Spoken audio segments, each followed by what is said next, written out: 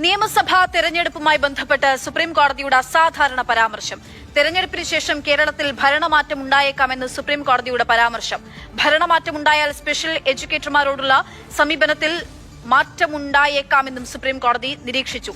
ഇടതു സംഘടനയായ അധ്യാപക സംഘടനയായ KSTA ഭാഗമായ കേരള റിസോഴ്സ് ടീച്ചേഴ്സ് അസോസിയേഷൻ നൽകിയ ഹർജി പരിഗണിക്കവെയാണ് ജസ്റ്റിസ് ദീപാങ്കർ ദത്തയുടെ അധ്യക്ഷതയിലുള്ള ബെഞ്ചിന്റെ പരാമർശം.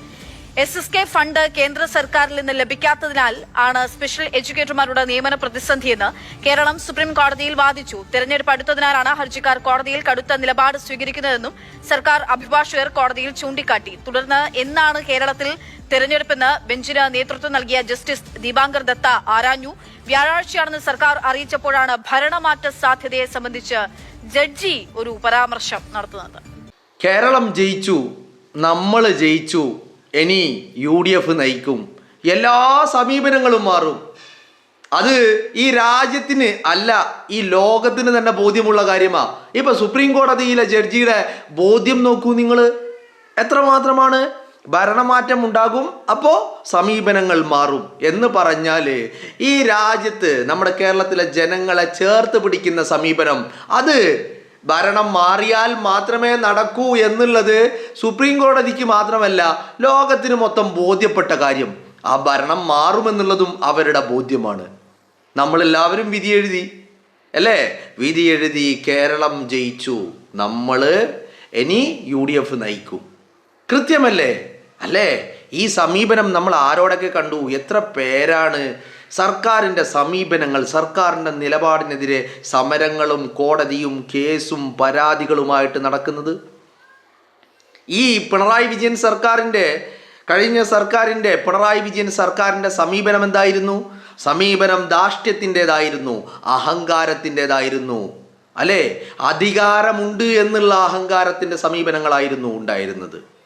ആ സമീപനങ്ങളിലൊക്കെ ഇനി ഭരണം മാറിയത് കൊണ്ട് മാറ്റമുണ്ടാകുമെന്ന് ആര് പറയുന്നു? സുപ്രീം കോടതി ജഡ്ജിയാ പറയുന്നത്. എന്ന് പറഞ്ഞാൽ എല്ലാവർക്കും അറിയാം, ഈ ധാർഷ്ട്യത്തിൻ്റെ അഹങ്കാരത്തിൻ്റെ സമീപനങ്ങളൊക്കെ മാറണമെങ്കിൽ അത് ഭരണം മാറിയാലേ നടക്കുള്ളൂ. ആ ഭരണം മാറുമെന്നുള്ളതും ജനത്തിന് ബോധ്യമുണ്ടായിരുന്നു. അതാണല്ലോ ജനം ഇന്ന് തീരുമാനിച്ചുറപ്പിച്ച്, നിങ്ങളൊന്ന് ആലോചിച്ച് നോക്ക്, 10 വർഷമായിട്ട് ജനം ഇങ്ങനെ എണ്ണയിട്ട യന്ത്രം പോലെ കാത്തിരിക്കുകയായിരുന്നു ഈ ഒരു അവസരത്തിന് വേണ്ടിയിട്ട്. ആ കിട്ടിയ അവസരം ജനം വളരെ കൃത്യമായിട്ട് വിനിയോഗിച്ചു എന്നുള്ളതാണ്. വളരെ കൃത്യമായിട്ട് ജനം അത് വിനിയോഗിച്ചു. വളരെ കൃത്യമായിട്ട് വിനിയോഗിച്ചു.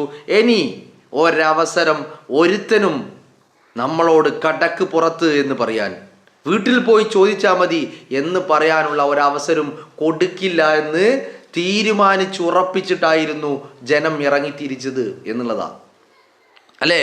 വളരെ കൃത്യമായിട്ട് ജനം ഇടപെട്ടു. അപ്പം ഞാനിങ്ങനെ ഇത് കേൾക്കുമ്പോൾ ഞാനിതിങ്ങനെ ആലോചിച്ചത്, ഒരു ജനം ആഗ്രഹിച്ചാൽ ആ ആഗ്രഹം ബാക്കിയുള്ളവർക്ക് കൂടി ബോധ്യപ്പെടുമെന്നാ. ഇപ്പോൾ സുപ്രീം കോടതി ജഡ്ജി എന്ന് പറയുന്നത് മലയാളിയല്ല, കേരളത്തിൽ നിന്നുള്ളതല്ല, ഒന്നുമല്ല.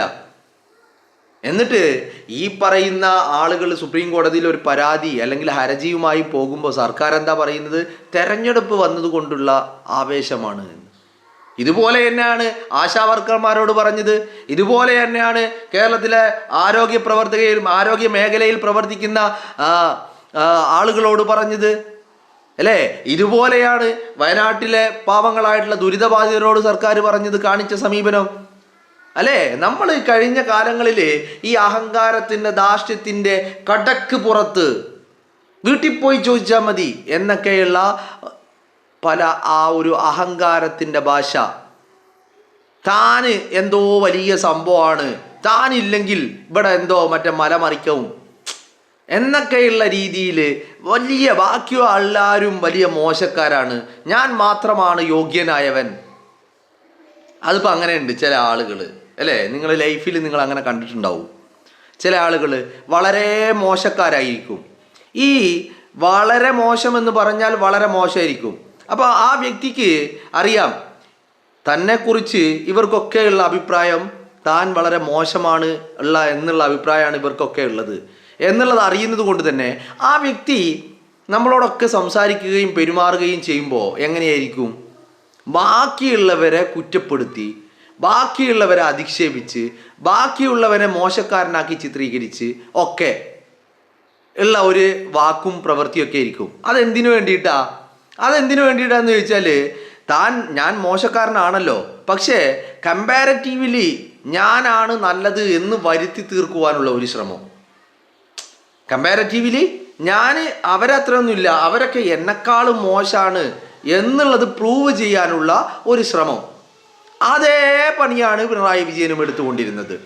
അഹങ്കാരത്തിൻ്റെ, ധാർഷ്ട്യത്തിൻ്റെ, കഴിവുകേടിൻ്റെ, തോൽവിയുടെ എന്ന് വേണ്ട ഒരാൾ എങ്ങനെയൊക്കെ മോശമാകാം എന്ന് ചോദിച്ചു കഴിഞ്ഞാൽ നമുക്ക് നേരെ കേരളത്തിൻ്റെ മുഖ്യമന്ത്രി ആയിരുന്ന പിണറായി വിജയനെ ഉദാഹരിക്കാൻ, നമുക്കതിന് ചൂണ്ടിക്കാണിച്ചു കൊടുക്കാം. ഈ ലോകത്ത് ഒരാൾ എങ്ങനെ ഏറ്റവും വൃത്തികെട്ടവനാകാം എന്ന് ചോദിച്ചാൽ നമുക്ക് കേരളത്തിൻ്റെ മുഖ്യമന്ത്രി ആയിരുന്ന പിണറായി വിജയനെ ചൂണ്ടിക്കാണിച്ചു കൊടുക്കാം. ഒരാൾ എങ്ങനെ അഹങ്കാരിയാകാം എന്ന് ചോദിച്ചാൽ കേരളത്തിൻ്റെ മുഖ്യമന്ത്രി ആയിരുന്ന പിണറായി വിജയനെ ചൂണ്ടിക്കാണിച്ചു കൊടുക്കാം. ഒരാൾ എങ്ങനെ ഹുങ്കിൻ്റെയും ധാർഷ്ട്യത്തിൻ്റെയും പ്രതീകമാകാം എന്ന് ചോദിച്ചാൽ പിണറായി വിജയനെ ചൂണ്ടിക്കാണിച്ചു കൊടുക്കാം. അപ്പോൾ അത്തരത്തിൽ എല്ലാ കഴിവുകേടിൻ്റെയും എല്ലാ തോൽവികളുടെയും പര്യായമായി മാറിയ പിണറായി വിജയൻ മാറിക്കഴിഞ്ഞാൽ കേരളം രക്ഷപ്പെടുമെന്നുള്ളത് ലോകത്തിന് തന്നെ ബോധ്യമുള്ള കാര്യമായിരുന്നു എന്നുള്ളതാണ് നമ്മളിപ്പോൾ മനസ്സിലാക്കുന്നത്. ഈ തെരഞ്ഞെടുപ്പ് കഴിഞ്ഞപ്പോൾ അത് പലരും തുറന്നു പറയുകയാണ് അല്ലേ. പലരും അങ്ങനെയാണല്ലോ, ഈ തെരഞ്ഞെടുപ്പ് കഴിയുമ്പോഴാണ് ചില ആളുകളൊക്കെ ഈ പേടിച്ചിട്ട് മാറി നിന്ന ആളുകളുണ്ട്. അപ്പോൾ അങ്ങനത്തെ ആളുകളൊക്കെ തെരഞ്ഞെടുപ്പ് കഴിയുമ്പോൾ ഇതൊക്കെ തുറന്നു പറയുകയാണ്. എന്താ പറയണത്? അവൻ ഭൂലോക തോൽവിയായിരുന്നു, നിങ്ങൾ വിജയനെ എടുത്ത് ചവറ്റുകൊട്ടയിലേക്ക് എറിയേണ്ട സമയം അതിക്രമിച്ചു പോയി, അതിന് കേരളത്തിന് അത് മുൻപേ ചെയ്യാനുള്ള ത്രാണി ഉണ്ടായില്ല എന്നുള്ള കുറ്റപ്പെടുത്തലുകളാണ് നടത്തുന്നത്. അപ്പോൾ എല്ലാവരുടെയും പ്രതീക്ഷ പോലെ കേരളം ജയിച്ചു. ഇനി ആശാവർക്കർമാരോടുള്ള സമീപനത്തിൽ മാറ്റമുണ്ടാകും. ഈ പറയുന്ന പരാതിയുമായി പോയ ആളുകളോടുള്ള സമീപനത്തിൽ മാറ്റമുണ്ടാകും. വയനാട്ടിലെ ദുരിതബാധിതരോടുള്ള സമീപനത്തിൽ മാറ്റമുണ്ടാവും. കേരളത്തിലെ പാവങ്ങളായ ഗവൺമെൻറ് ആശുപത്രികളിൽ എത്തുന്ന ജനങ്ങളോടുള്ള, സാധാരണക്കാരോടുള്ള സമീപനത്തിൽ മാറ്റമുണ്ടാകും. യുവതലമുറയോടുള്ള സമീപനത്തിൽ മാറ്റമുണ്ടാകും. അങ്ങനെ എന്ന് വേണ്ട കേരളത്തിലെ എല്ലാ ജനങ്ങളോടുമുള്ള സമീപനത്തിൽ എല്ലാ മാറ്റവും ഉണ്ടാകും. ഇത് പുറത്തുനിന്ന് നോക്കിക്കാണുന്നവർക്ക് വരെ ഇത് ബോധ്യമായ കാര്യമാണ്.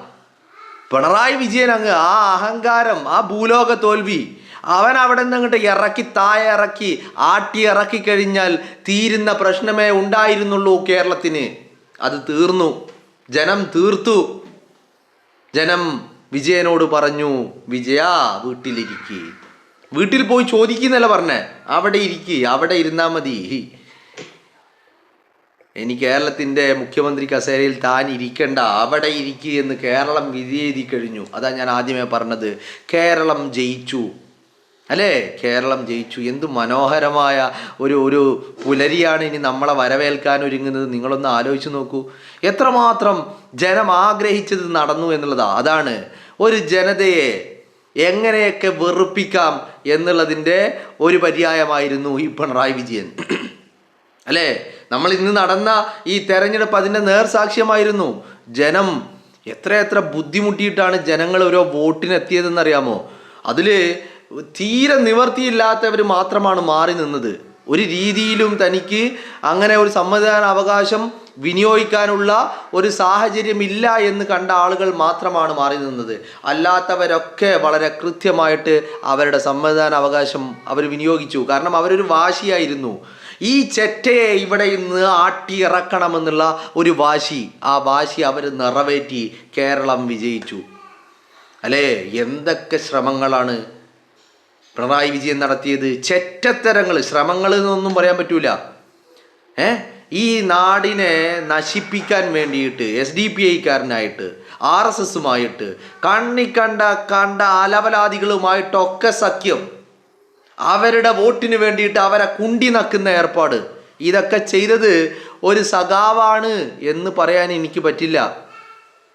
സഖാവൊന്നല്ല, നല്ല ഒന്നാന്തരം RSSകാരനായിട്ടുള്ള വിജയൻ അത്തരം ചെറ്റത്തരം ചെയ്തത് RSSകാരനായിട്ടുള്ള വിജയനായിരുന്നു എന്നുള്ളതാണ് അതിൻ്റെ പ്രത്യേകത. പക്ഷേ ജനം വെച്ചു പൊറുപ്പിച്ചില്ല, ജനം തീർത്തങ്ങ് കയ്യിൽ കൊടുത്തു. ഇനി വിജയൻ വീട്ടിലിരിക്കട്ടെ, വീട്ടിൽ പോയി ചോദിക്കുന്നല്ല പറഞ്ഞത്. ഇനി വിജയൻ വീട്ടിലിരിക്കട്ടെ, ഇനി വിജയൻ എന്തെങ്കിലും ചോദിക്കാനും പറയാനുണ്ടെങ്കിൽ കമലയോടും മക്കളോടും പറയട്ടെ, കേരളത്തോട് വേണ്ട. ജനം അത് തീരുമാനിച്ചുറപ്പിച്ചു കഴിഞ്ഞു. നമ്മളിനി വിജയിച്ചു കഴിഞ്ഞു. ഇനി നമുക്ക് നമ്മുടെ കേരളത്തെ ഒന്നുകൂടി വീണ്ടെടുക്കാനുണ്ട് അല്ലേ? നമ്മളുടെ സമീപനങ്ങൾ, നമ്മുടെ ആളുകളെ ചേർത്ത് പിടിക്കാനുണ്ട്, മലയാളിയെ ചേർത്ത് ഇങ്ങനെ നെഞ്ചോട് പിടിക്കാനുണ്ട്. അതിൽ ആശാവർക്കർമാരുണ്ട്, ആരോഗ്യ പ്രവർത്തകരുണ്ട്, അധ്യാപകരുണ്ട്, ഓട്ടോ ടാക്സി തൊഴിലാളികളുണ്ട്, KSRTC ജീവനക്കാരുണ്ട്, യുവജനങ്ങളുണ്ട്, ജൻസി തലമുറയിൽപ്പെടുന്ന ആളുകളുണ്ട്, സ്ത്രീ സമൂഹമുണ്ട്. അങ്ങനെ എന്ന് വേണ്ട എല്ലാവരും അതിലുണ്ട്. അവരെയൊക്കെ ചേർത്ത് പിടിക്കും. അവർക്കൊക്കെ ഇനി മനം നിറയും, സന്തോഷിക്കും അവരൊക്കെ. കാരണം എന്താ? കാരണം കേരളം ജയിച്ചു, UDF നയിക്കാൻ പോകുന്നു.